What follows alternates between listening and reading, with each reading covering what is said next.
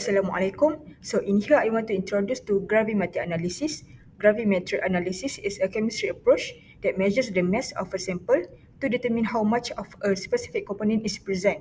This is accomplished by converting the substance to a solid form that does not dissolve in water, then filtering, drying and weighing it. For example, to measure sulfate in a solution, it can be converted to barium sulfate, which is solid and stable.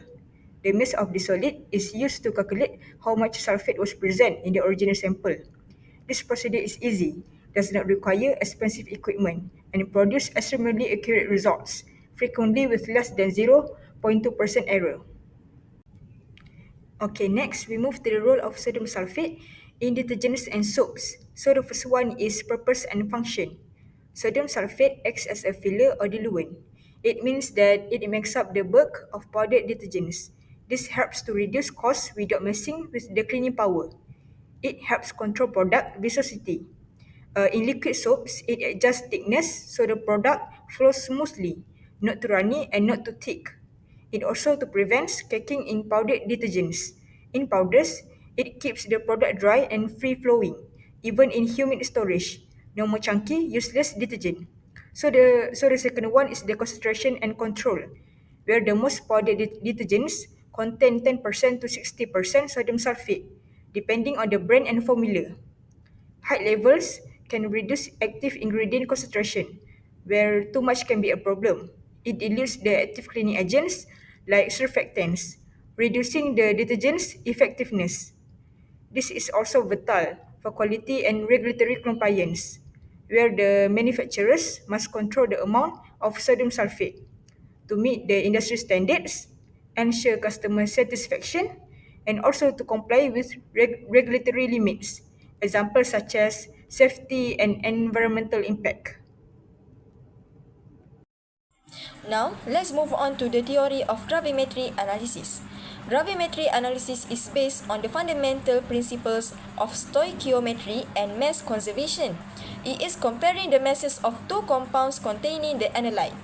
The principle is the mass of an ion in a pure compound can be determined and later used to find the mass percent of the same ion in a known quantity of an impure compound. In precipitation method, the mass of analyte is determined through precipitation process, precipitation isolation, and determination of isolated product weight. Like other methods, gravimetry analysis has its pros and cons. The advantages of gravimetry analysis is that it has high accuracy due to being a primary analytical method. The method is also highly reliable as it is a direct measurement of the desired analyte. Not only that, gravimetry analysis is cost-effective because it requires inexpensive equipment to run the analysis. It is also a robust method as it has well-established reproducibility. However, gravimetry analysis is very time-consuming and takes hours to wait for filtration and drying of precipitate before it can be weighed. The method is also technique dependent and an error can easily happen due to personnel errors. Besides, it is susceptible to co-precipitation of other elements. The size of the sample is absolutely not for trace analysis. Gravimetry analysis is also a manual process which is not automatable and does not require a machine. Now, let's see how this experiment was conducted. First, we need to prepare a sample. We must have 2 grams of powdered detergent that contains sodium sulfate and we will dissolve it in 100 ml of distilled water. Then, the solution will be filtered to remove any insoluble material. Second, for the precipitation, the filtrate needs to be acidified with a few drops of hydrochloric acid, and then we will add a few drops of 10% barium chloride to produce barium sulfate. Next, for the third method, the solution will be heated gently and allowed to stand for at least 1 hour. The barium sulfate precipitate will be filtered using wave filter paper and wash. Last but not least, the filter paper with precipitate will be dried in the oven until constant weight was achieved. In this calculation slide, a gravimetric analysis are used to determine the sulfate contained in the detergent sample. A 2-gram sample of detergent which contains sodium sulfate was subjected to a precipitation reaction using barium chloride to form barium sulfate as a precipitate.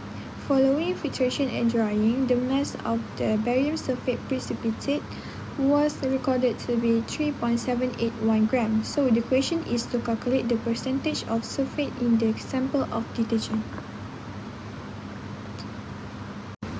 First, we do this balance equation and put our information. So we know that we got 3.781 gram of a barium sulfate. So let's do some stoichiometry here. First of all, we need to do stoichiometry in order to find a mole of barium sulfate.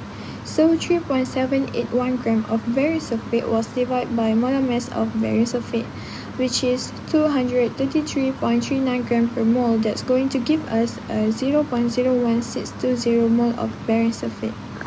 Next is to find a mole of sulfate.